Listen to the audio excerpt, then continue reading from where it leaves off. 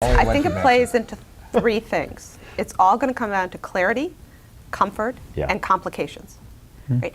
And doctors need to feel comfortable with the clarity, the comfort, and the complication. Right? And over time and experience, that's what's going to drive somebody to one lens design or another lens design. And the lens design that has those three things that make it easier for the doctor is the lens design that wins. I think the one thing that, and again, being someone who early adopted, the thing about this lens that I appreciate the most is the distance vision clarity that the patient gets off this lens on initial fit is better than any of the other brands. I've always encountered that. And it's where the patient will tend to stop short the quickest. Because if you start blurring their distance too quickly, they dismiss this category entirely. But this lens, from the day that I started fitting it, I was always amazed at how good a distance vision the patient had with the lens coming out. And that may be towards the asphericity and things like that, because it made it a lot easier to get the patient to buy in to this process, to this system. You know, it's interesting, when I first started fitting this lens, which was so different for me than any other lens up to that point, is how good the near optics were. And I actually found myself having to back off. And so typically when I would think I needed a high ad on my patients in the past, I would put the high ad in this lens, and I gave them too much, and I would have to back off to the medium because they would not only have the distance, but they were so strong at near that I would back it off a little bit. So it was, for me, it was really the first lens that came to the market that gave patients not just the distance, but also really good near vision, near optics. Within 20 minutes, they were in the ballpark of where you wanted to. With some of the other lenses, you really had to give them kind of a day or two. Or you found yourself fudging. You gave them, but maybe you were backing off on the one eye a little bit to give them a little bit of modified monovision. Whereas this was the first lens that I found that I worked with that I didn't have to.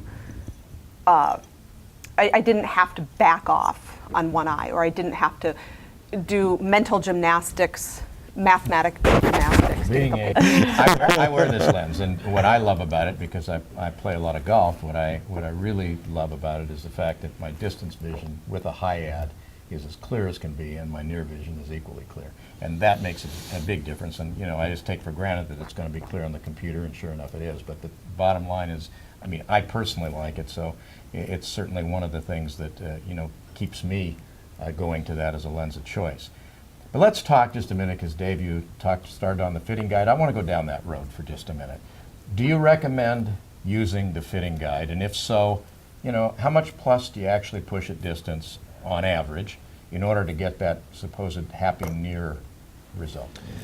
Well, and I was getting to this, is that I have always been the type of person to get the fitting guide, look at it, and then throw it in the garbage and do the exact opposite, because I know better than the way that the company and all the work that they did. The enhancements that they have made to try to improve the way that the fitting guide is working.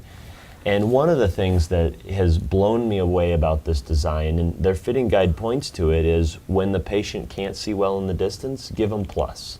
And the fitting guide should be wrong in that, because as optometrists, we always think give more minus to improve the distance. And with this fitting guide, it says use more plus, and that baffles me. But what baffles me about it is it works. Right. And so by going with that particular component of the fitting guide, and also using unified ads, low, low, medium, medium, high, high, I find that we're more successful than the way that I used to do it with the older because fitting. In the older fitting, or in previous designs, you were always, I should say, always leaning towards sort of a modified monovision approach, because the ad wasn't And there. some companies still have that. And some companies still have that. Right. The other thing about this lens is it's simple to fit because there's not an infinite number of possibilities. Because the optics are so smooth in this lens, you don't have so many options that it's almost baffling. Right. It's simplified. But the truth of the matter is, it's if you had never really encountered these lenses, or you've been that person who's kind of gotten the fitting set and put it and it's collecting dust on the side because you still feel like monovision is my way of doing things, the only way you're going to start getting comfortable with this is having some sort of cookbook to get you started. And that's where you get started. Now, you may take that recipe and change it to your flavor. But if you don't start there, you'll keep looking at that thing and it'll still continue to collect dust. Well, I agree there. So we're all in agreement with Absolutely. that if you're going to start with this for certainly the first time, there has to be a place to start in the fitting guide at this stage of the game. Or if you're the person who's had continued frustration with using it Right. because you're not using the fitting guide, go back to step one and start with that spot and then relearn it. I think we'd also agree you don't take the fitting guide in to the patient. No. You know, I've actually done that before, not on these lenses, but on other lenses. You know, what Jack and I go way back, and one of the things that I've always liked working with you, Jack, is you know, we'll talk about a lens, and I'll say, well, this is how I'm doing it, and like a couple weeks will go by, and then he'll call me up and tell me exactly why I'm wrong. And you know, but what I love about that, what I really love about that, is it makes me start thinking, you know, and it starts turning in my head of how to do things in a different way. And I think that's why we're better together than we are as individuals, you know, as a group of people. And that's why it's important.